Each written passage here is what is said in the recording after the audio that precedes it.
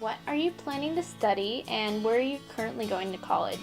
Well, I'm currently going to Los Angeles Valley College, North Hollywood, and I'm an undecided major, but I am planning to study theater. I hope to be studying at a four-year institution like a UC or CSU, and I'm really interested in nutrition, so I hope to get a bachelor's degree in nutritional sciences so that I can become a nutritionist in the future. Well, I'm kind of going between a couple different options. My main focus right now is probably bioengineering. So that is kind of a combination between the School of Engineering and the School of Medicine, and I hope to enter into industry and help make medical devices. And then in the fall, I will be attending Stanford University. So what are some benefits that community college has over other colleges? A lot of benefits they have is, you save money. It's easier to transfer from a community college because you get all of your GEs out of the way and you don't have to spend that money at a university for your GEs. You just get them over with right away and then you can transfer and just study what you want to study. Going to a CSU would probably benefit my studies as a nutritionist because they have specific family programs that are really guaranteed to gauge students for a nutrition professional. So I think that instead of going to a research-based institution like a UC, that would really prepare me for the workforce instead of just gearing me in the direction of higher education. I think private colleges have a lot of endowments, especially Stanford. They have a huge endowment, and specifically their research is really strong because they're able to funnel so much of the money from tuition and from the government into their research. And so I think their research is a really strong thing that privates have over maybe a public school. I also think that private schools, they get to have a little bit more freedom in how they run their institution, so it's more personalized per school. And some of the things I'm really excited about are like the housing on campus, because it's not necessarily federally funded, it's funded by the tuition that the students have to pay. The housing is really nice and I will be able to live on campus all 4 years. So if any, what are some downsides of the college you are currently going to? There actually aren't any. I really like it there. I find it's a very beautiful campus, beautiful school. I love all the classes that I'm taking, and all of my professors have just been absolutely wonderful. There really aren't any downsides to my school. There's this stigma about certain schools being lesser than others just because they're not the name brand type of schools. So if I choose to go to a local school like CSUN, there's perceptions that paint it as a lower school because it's so nearby. However, these schools, they're really beneficial for students to go to no matter how close it is to home, because it allows them to save money, get a valued education that's the same as anywhere else, and really just prepares you for the future. For me, I think specifically, personally, I've grown up at a K-12 Christian school, really tiny, and so going to a big university is going to be very different. And so I think that for me, I will miss that community aspect, that really close-knit, where everybody knows each other's names. I'll miss that. So I think that's one of the downsides. And I also think private universities, just the sheer cost. Stanford University is about $70,000 per year, and so for students who just don't have the money, they are very generous with their aid, but it's still just such a large amount of money to pay, and so that kind of puts a burden on the families of the students and the students themselves. So about how many hours did you spend applying for colleges?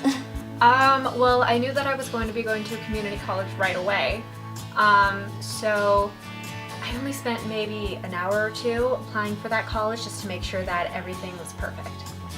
Wow, okay. I definitely spent a considerable amount of time, especially since I applied early action to Stanford. So probably 2 months, maybe more on college applications. I don't know. I started really early so I could get my essays ready, but I went through so many drafts and I scrapped so many ideas that it's hard to quantify it really. Oh wow, yeah, it was a lot of hours. I would say maybe around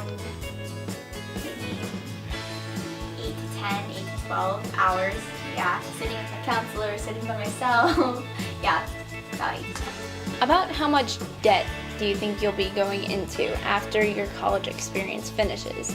I don't think I'm going to be in a lot of debt because a lot of my classes are very, very, very cheap, and it's easy to pay them off right away. And with the scholarships I'm thinking of applying to, I don't think I'm going to be in a lot of debt after I transfer to a university. So none. That's awesome. Well, if I do end up going to a CSU, I probably won't be experiencing a lot of debt because CSUs are really affordable for students to go to. They're about $6,000 per year without room and board. So if I'm going to a CSU like CSUN and I'm able to commute, I'm pretty sure I'll be in a good financial situation. However, if I do plan to go to a UC, I probably will dorm there. So that'll be, I don't know, 20, 40, a lot of money. I will be in a little bit of debt. Honestly, it won't be too much because Stanford does have a really great financial aid program, so I will be able to work off some of my debt, which will be about $3,000 a year I'll be able to earn, and so I can just pay that up front, and then I'll have to pay about $2,000 a year out of pocket, so I might graduate with like $8,000 in debt. Lastly, what do you think students should keep in mind when they're applying to college? I think they need to think about how much more difficult it's going to be than it is in high school. Because high school is just prep for college. College is so much more different. It's fun. I love it. I love it a lot more than high school. But you do need to put in a lot more work. Ultimately, wherever you end up, it doesn't really matter. Like, it's really important that students really just get out there and they experience the college life, whether it's at a community or a public school.